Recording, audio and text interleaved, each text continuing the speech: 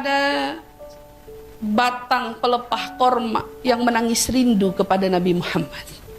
Batang pelepah korma yang tiba-tiba menangis rindu kepada Nabi Muhammad.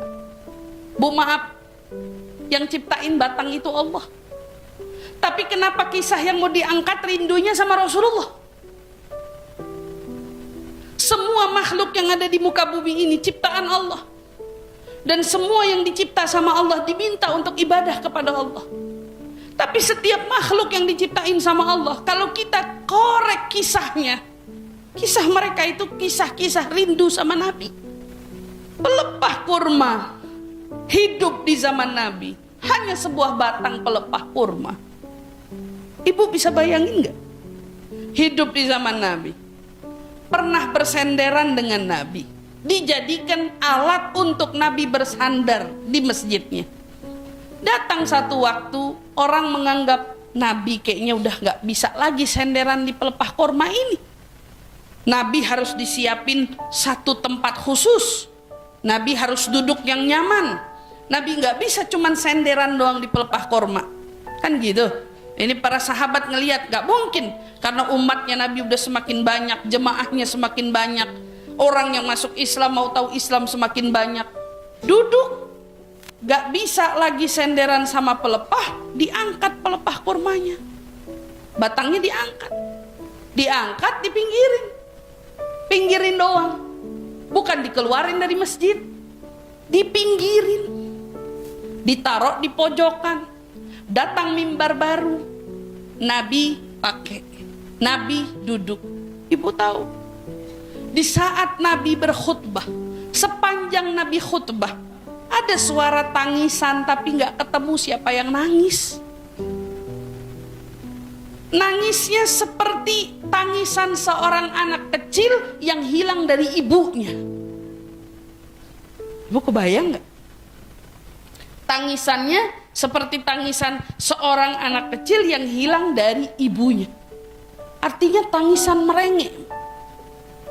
Begitu sedih, begitu hancur, perasaan yang begitu berkecamuk, dengan diiringi rasa khawatir, rasa sedih yang begitu dalam.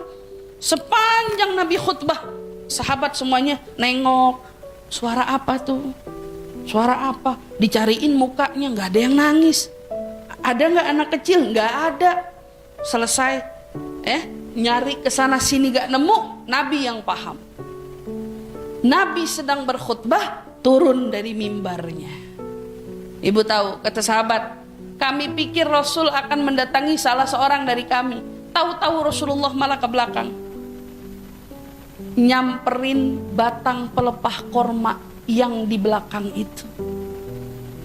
Disamper bu sama Nabi, dipeluk seperti pelukan seorang ibu kepada anaknya yang hilang.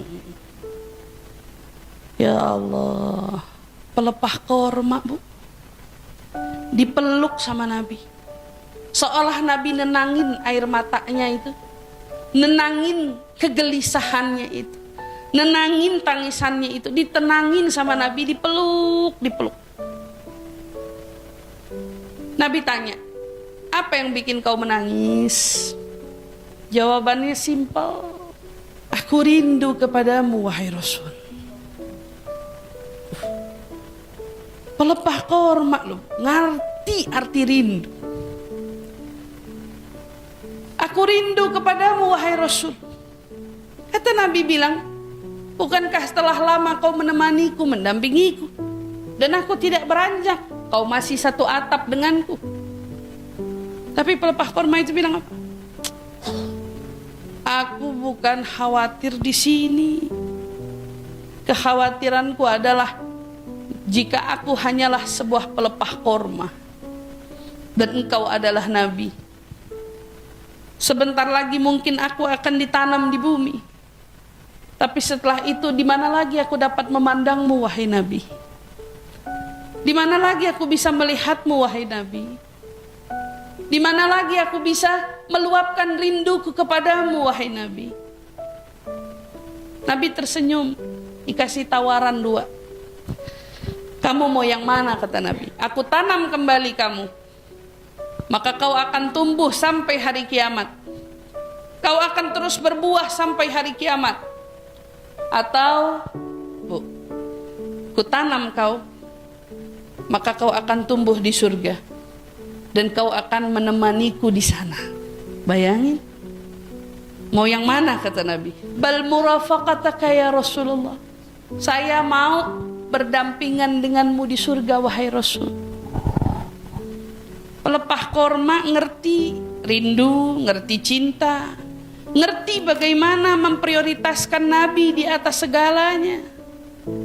Maka Allah pun memberikan balasan untuknya. Bu, di saat semua selain manusia, selain bangsa jin, semua di akhirat Allah tekankan kepada mereka, kunu turaba, semuanya jadi debu. Orang-orang yang ngelihat binatang semua jadi debu. Mereka yang berkata, ya laitani kuntu turaba, andai saya ngikut jadi debu.